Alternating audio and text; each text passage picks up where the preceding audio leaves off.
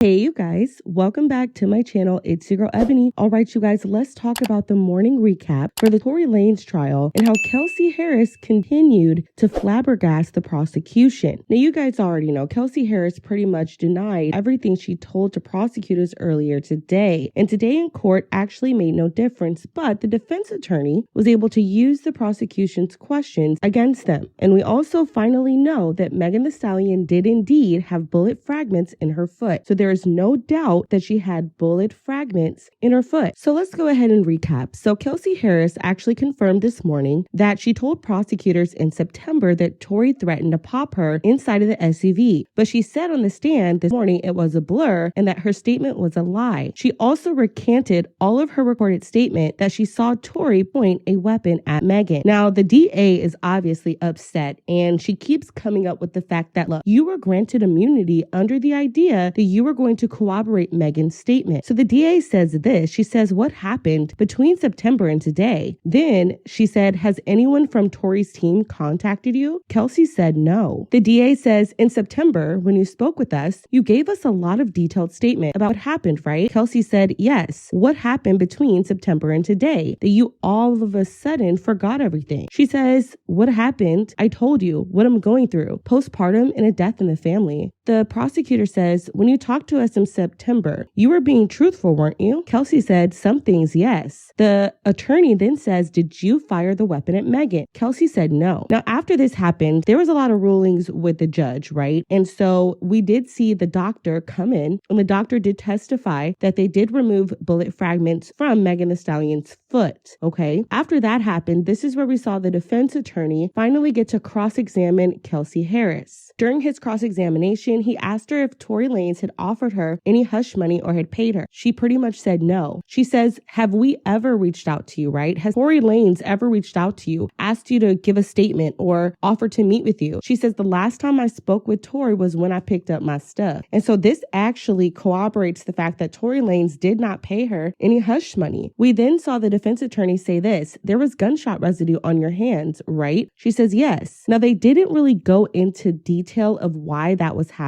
However, I do anticipate that now that Kelsey's done, we're pretty much still in the gray area of who popped Megan. Now, after this happened, this is where we saw the district attorney try to ask the judge to allow them to enter Kelsey's full statement from September. Now, unfortunately, the judge has not ruled on that, but the judge did rule on this. You guys remember, I told you that the defense team wanted to call Detective Stogner, the detective who was fired from the LAPD and is also accused of a botched investigation. The judge has approved their request. So now Tory's team is going to be able to not only question this outrageous detective, but also show that the entire investigation was botched. The judge also agreed that the defense attorney can ask Detective Stogner why he never pursued Kelsey as an actual suspect. This is actually looking very bad for the prosecution, but this is still not over. We still don't know who popped Megan. All right, you guys, I'm going to go ahead and play a lawyer reaction so that you guys can get a more legal synopsis. And once I have more information, I'll be back.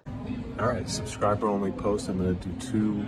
Here's the first one. So the first one, I'm going to catch you up on what happened in court prior to Kelsey taking a stand, prior to the doctor taking a stand. So the defense brought up a couple of issues where he feels like he's being treated unfairly by the prosecutors. First, as just housekeeping, let me also tell you this. The defense called back one of the police officers. He said, hey, this police officer is one of the prosecution's witnesses. I want on the record that he needs to be back here on Monday.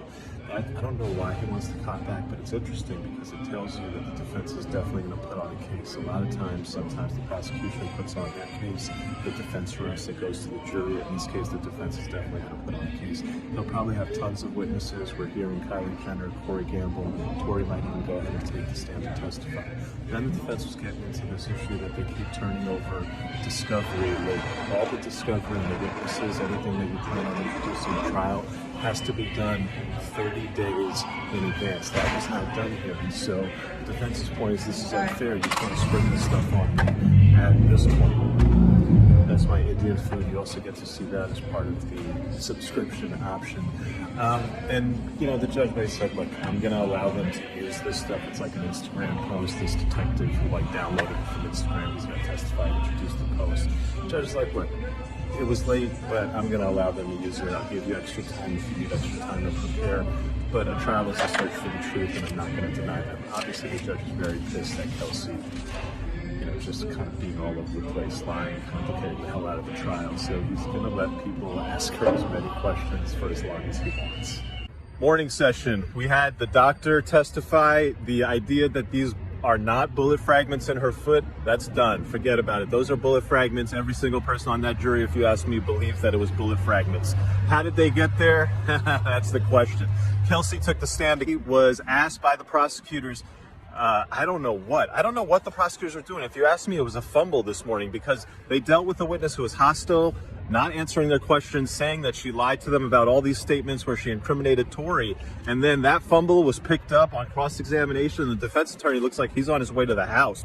The defense attorney starts with the immunity piece. Okay, you've got immunity. You're only testifying once you got the immunity. Understood. Then the defense attorney goes into this idea that she's been paid off, and he does a great job of establishing the fact that she never made any statements to prosecutors in all of 2020, all of 2021. This happened in 2020. She only made a statement to prosecutors in September 2022. And the prosecutors are using all this evidence of alleged bribes. That stuff was years ago. So why would she have taken money years ago and then September 2022 not done what she's supposed to do when you take the money, which is lie for Tory? And to be sure, that's like the first 3 minutes of cross, because then we go into gunshot residue. You knew before you sat down with the police officers and gave your testimony that you had gunshot residue on you. Isn't that correct? She said, yes. Defense attorney came back and he used the prosecution's own questions against them. The prosecution had asked, hey, why'd you lie to us? Kelsey said, pressure. Defense attorney, where was the pressure from? Was it from Tory? Nope. Was it from anyone on Tory's team? Nope. Was it from the defense team? Nope. Was it from the prosecution? Yes. That type of sequence of questioning sits in a person's mind and goes, gee, I'm in a courtroom of law. It certainly seems like one side is winning. A lot more happened this morning. I'm talking about just a lot. The prosecution was straight up planting the seeds because I think there's a juror there that they don't like and they're trying to get rid of him. There was an issue about the prosecution springing defense evidence. They're just like throwing, oh, hey, we got this text message. I just found it in my back pocket. I'm going to use it. And the defense attorney was going nuts. The gloves are off at this point. There's a lot of cordiality. There's a lot of decorum. People follow the rules. Nobody acts out. But the attorneys on both sides now, when it comes to like, hey, can we get by with this? Like, no. I'm not okay with that. And, they're saying stuff kind of out of order, out of turn. People are starting to feel that trial pressure. That's how it goes. Nothing is decided. Everything is an open game. You got to be on your P's and Q's when you're taking it to trial.